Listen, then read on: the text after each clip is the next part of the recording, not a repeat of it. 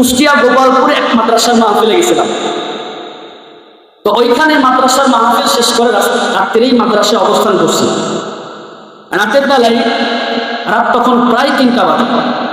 আমি আমার ওজোরের কারণে উঠছি। তো মাদ্রাসার ওই যে মাঠ আছে, মাঠের ভিতরে আমি ঘোরাঘুরি করতেছি। আমার কানের ভিতরে কেমন যেন কান্নার আওয়াজ, হঠাৎ করে কান্নার আওয়াজ। আমি একটু অবাক হয়ে গেলাম, রাত 3টার সময় কে কান্না? আমি এদিক ওদিক খুঁজতেছি যে কে কান্না করে। খুঁজতে খুঁজতে যায় দেখি মসজিদের ভিতর থেকে কান্নার আওয়াজটা আসতেছে। মুসলমান ভাইয়েরা আমার, দিলের কান্না যায় শুনবেন। মসজিদের ভিতরে ঢুকে গেলাম।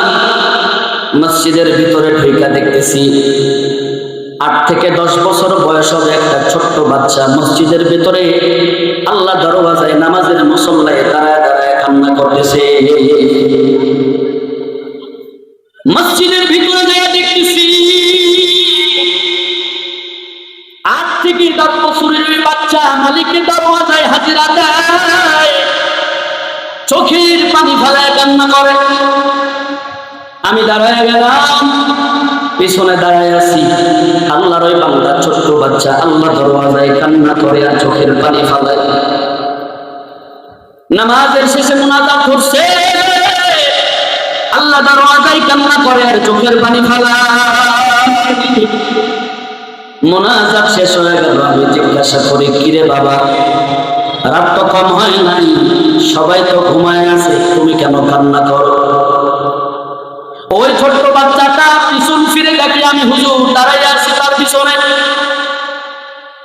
ওই বাচ্চাটা পিছন ফিরে আমার জড়াইয়া ধরছে, জড়াইয়া ধইরা ডাকিয়া বলে, হুজুর এত রাতে আপনি কেন আসছেন? আমি ডাকতে বললাম, রে বাবা, আমার জরুরতের কারণে আমি উঠছিলাম, তোমার কান্নার আওয়াজ পাইয়া মসজিদে ঢুকলাম, কেন কান্না করো? ছোট্ট বাচ্চাটা আমার জড়াইয়া ধরে কান্নার আওয়াজ আরো বাড়াইয়া ফেলল। জড়াইয়া ধরে কান্না করে আর বলে, হুজুর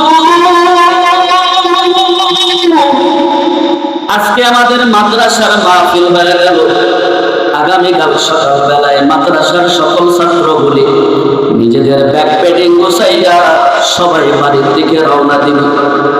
মাদ্রাসার মাহফিল হয়ে গেলে হুজুর তারপরের দিনে মাদ্রাসা স্বাভাবিকভাবে ছুটি হয়ে যায়। সবাই তখন সকালবেলায় উঠে নিজেদের ব্যাগ প্যাকিং গোছানো শুরু করবে। আমি বললাম, তুমিও যাইবা? তোমার বাবা কিসে? আমারে জড়াইয়া ধরে বলে, হুজুর আজ থেকে 4 বছর আগে আমার বাবাও নাই, আমার মাও দুজনে রোড অ্যাক্সিডেন্টে দুনিয়া থেকে বিদায় হয়ে কবরে চলে গেছে। হুজুর 2 বছর আগে আমার নানা আমাকে এই মাদ্রাসায় ভর্তি করে গেছিল। আল্লাহর কি খেলা, কত বছরে আমার নানাটাও দুনিয়া থেকে বিদায় নিয়ে কবরে গেছে।